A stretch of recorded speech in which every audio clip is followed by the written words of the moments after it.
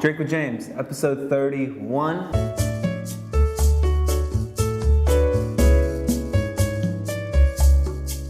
This is the last episode of 2016. 2016 wasn't great for a lot of people. It was great for me. So, if it wasn't great for you, I'm sorry, but I had an awesome year, and doing this show was one of the highlights for me. So thank you all for watching. Thank you for your emails and your tweets. I feel like such a vlogger right now. Like, thanks for watching and thank you so much. I love you guys. I saw someone that was like called their YouTube following like hi all my best friends. Maybe I'll start saying that to y'all, like hello best friends. But we're not friends. We don't know each other. We could though.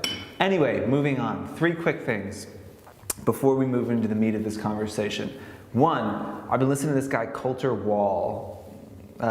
Tim will put something up over here. It's like a new country guy. He's from Canada, actually. Canada, sings country music. I know you're thinking like, oh, this sucks, but his song called Caroline, it's beautiful. You should listen to it. 2, did you know that I'm in a band called Bad Nancy, and it has an amazing logo? Tim will put it up over here. It is comprised of myself as lead singer, obviously. Melanie, who works for us on the sales side, who's like 4'11" and amazing. She's the drummer. And then we have a few guitarists. We're having a New Year's Eve party in the office. If you're in New York, feel free to roll by. Tim will put some info up here or a link to the RSVP below the video. But Bad Nancy is going to be playing. We're going to be debuting some of our songs on New Year's, so get excited for that. Number 3, really quickly, I heard a theory the other day that Kanye West is only pretending to like Trump so that he can get to play the inauguration and then talk about how much he hates Trump. I'm hoping for that. As a Kanye apologist and fan and defender for years, I've had a tough week as far as Kanye is concerned, so I'm hoping this is like one big troll session. Let's move on to questions.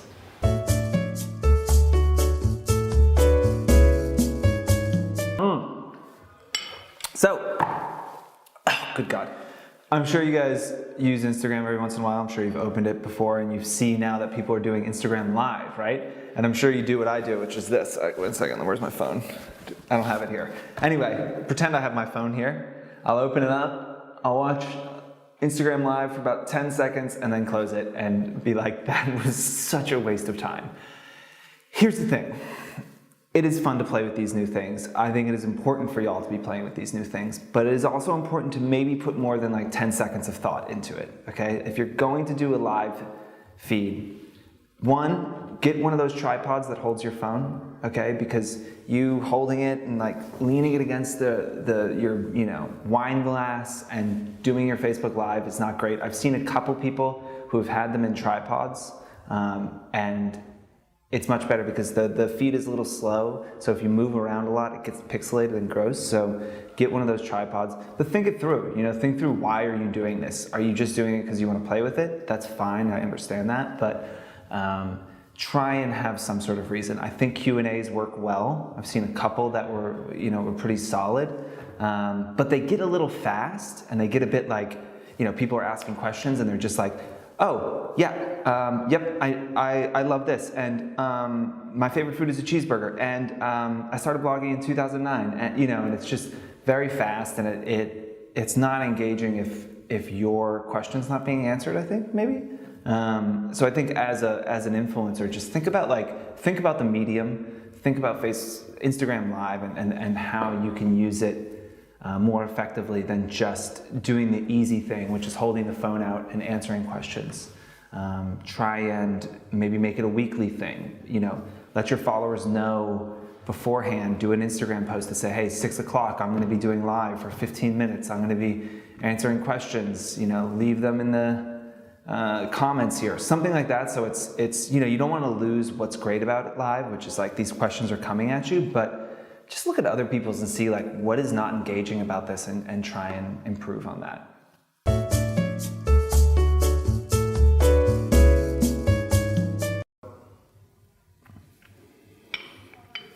First off, I will say that platforms come and go not based on features but on community, right?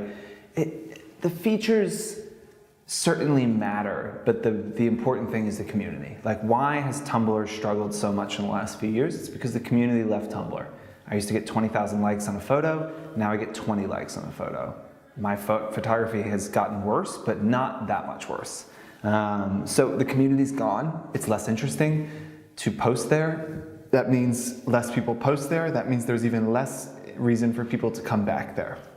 So, you know, Instagram is not stupid, and they understand that people have spent years building followings there, and Snapchat has been stupid in some ways, and one is that they haven't built discovery engines, they haven't built a way to find new people to follow, and so it's really hard to gain a big following on Snapchat without hammering it down the throat of your followers on other platforms, which I've told you guys to do, which you should do, to jump over to Snapchat. So more and more people are saying, look, I've got 500,000 followers on Instagram, or 50,000, whatever the number is, and I'm getting 50, 500, 5,000 views on Snapchat. It's not worth the time. I can just get 10x the views on Instagram and keep it all in one place. So do I think Snapchat's less relevant? Yes. Do I think it's still super important? I do. Do I think they're different? I still do think they're different.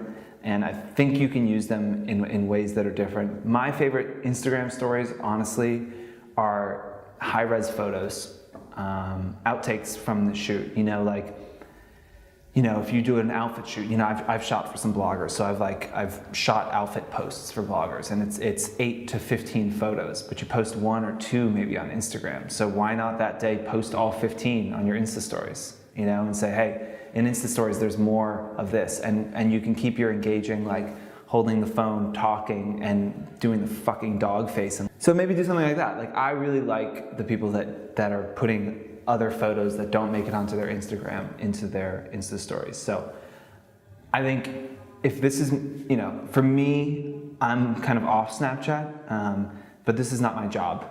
You know, I'm not trying to build a following. If I was, and if this was my job, I would still be doing both, and I would just make sure to use them in different ways.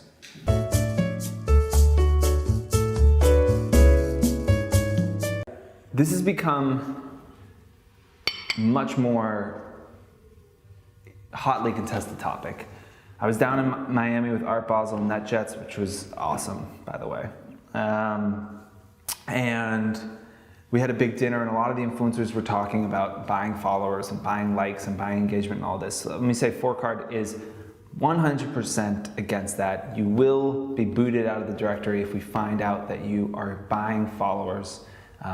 I do not believe that people who are buying followers should get brand work. They certainly won't be getting it from us. And we are building tools as we speak to find people who have a fake following and who are buying likes. And we will be weeding those people out of our directory. So if you're doing it, we're coming for you, first of all. There is no excuse for that. I understand it's difficult. I understand gaining a following is hard, but buying followers, end of the day, it's not gonna work for you. It's not gonna give you long-term growth. It's not gonna help you build a business. People with an authentic I'd rather have 50,000 authentic followers than 200,000 fake ones, and you can tell. It's not hard to figure it out. And again, we're gonna have this tool, and eventually a lot of other people will, to be able to figure it out. So if you're doing it, I encourage you to stop. I encourage you to purge your following. There are some tools out there that will help you do that, purge your following of fake followers. But bots is a hot topic, right? Comment bots. If you don't know what they are, basically you pay this service and you give them hashtags and certain comments, and then they go out and comment for you on other people's pages inside of that hashtag. This is a controversial thing, right? Is it 100% authentic? No. Is it the classiest thing to do? Potentially not. Is it something that you'd be really proud of doing? Probably not. Does it work? I think it can. Am I totally against it? Not really. Here's the thing. I think of it as kind of like advertising, right? It's hard to build a following on Instagram, especially if you're under 100,000 followers. I think it's very difficult to build a following. And a big problem is just exposure. How do you get yourself out there more? And the comment bots do what I know a lot of you are doing on your own, which is just sitting around interacting all day. Do I think that influencers should spend 2 to 3 hours a day commenting on photos so that people will go back to their page and potentially follow them? I think that is an unbelievable waste of time. And so if you can automate that and that's how you're gonna gain followers, then like, I still think your page has to convert them to a follower. Even if you're using a comment bot and they're coming to your page, you're not buying the follower. Your content still has to convert them. I really dislike the services that have you follow and unfollow people. I have like 50 people that probably follow and unfollow me once a week. It's incredibly annoying. I will never follow you. I would never work with somebody who I saw doing that. Like that, I don't like. But I understand it's hard out there, and I look at those things kind of as advertising. Speaking of advertising, like you might also play with boosting your post and doing, you know, advertising inside of Instagram. It's not that expensive. It's very easy to do, and it potentially works. So, you know, I don't think you should be ashamed of trying to grow your business and trying a lot of different things. I don't think comment bots are the classiest or most acceptable way to gain your following, but I don't necessarily think it's cheating. And that might be controversial, but I'm just being honest. That's just my view. End of the day, if you're using a comment bot or you're running AdWords campaigns or Instagram advertisements, like the person still has to click follow, and they're only gonna do that if your content is good. And advertising, digital advertising is a, I think, $180 billion a year business just in the US of brands doing exactly that. They're paying money to get people to come look at their product and potentially do an action, sign up, buy it, engage with it, give them an email address, something. It's just advertising, right? And like at some point you scale it outside of just yourself, you know, and Instagram doesn't give you a lot of ways to grow, especially with the new algorithm and all these frustrations. And so, end of the day, I don't think it's cheating because they still have to follow you. You know, buying likes is cheating. Buying followers is cheating. Paying to get more people to look at your page to potentially follow it is advertising. You may not like the way it's done, but that's the way I see it. Look, y'all, I think it is easy to sit back and say what a terrible year it is. Donald Trump, that sucked. We lost a lot of good people. Prince, Leonard Cohen, the list goes on and on. But for many of you, you know, I've had 20 or 30 people email me and say that they quit their jobs and they're now influencers full time. You guys get to go out every day and create content and tell stories and take pictures and style outfits and create videos and do tutorials and help people. And you get to do that every single day. And you get to do what you love, and a lot of times you get to make money off of it. If you're not making money, you still get to work with amazing brands, you know, brands that you grew up shopping at, you grew up admiring. Maybe you couldn't afford it when you grew up, and now you get to work with that brand. I think that life is a series of small wins and big losses, you know, and you have to focus on those small wins, and you have to just keep putting them together and keep staying positive, and you look back in 3 years and your life is completely different. There was a great video we did on this guy who runs a Brunch Boys account, and he said that it took him a year to get 1,000 followers, and he has 300,000 followers now. That blew my mind, you know, because this is a labor of love for a lot of you, and I know there are people who are stuck at 5 or 10 or 20 or 200,000 followers, and they feel like, why am I doing this? But like, step back and remember why you're doing it. You love clothes, or you love travel, or you love food, whatever it might be. You love your family and talking about that. You have strangers who have invited you into their lives every day, and that's incredible. You know, a lot of people will never experience that. And even at 5,000 followers, most of those people, you don't know who they are, and they think what you have to say is important enough that they want to hear from you once a day. I mean, think about the people you want to hear from once a day. Me, it's like 3, you know? like my investor, my mom, and like maybe it's just two, you know? And they're bringing you into their lives every day, and I think that's pretty special. And 2017 is going to be a big year, and we wouldn't be anything without y'all. So thank you. Cheers. Happy holidays, Merry Christmas, Happy New Year, all that good stuff.